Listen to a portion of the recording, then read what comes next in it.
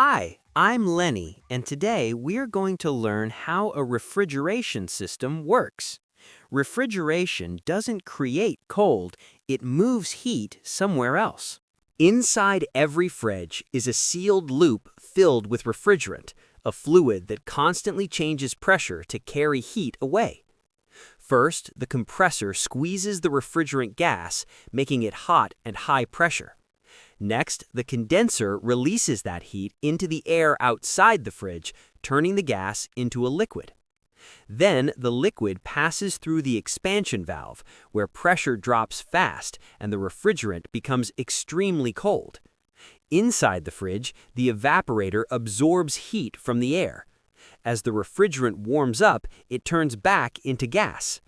A fan spreads the cold air evenly, and the cycle repeats, keeping your food fresh by constantly moving heat out.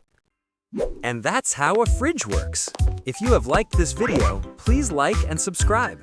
See you on the next one.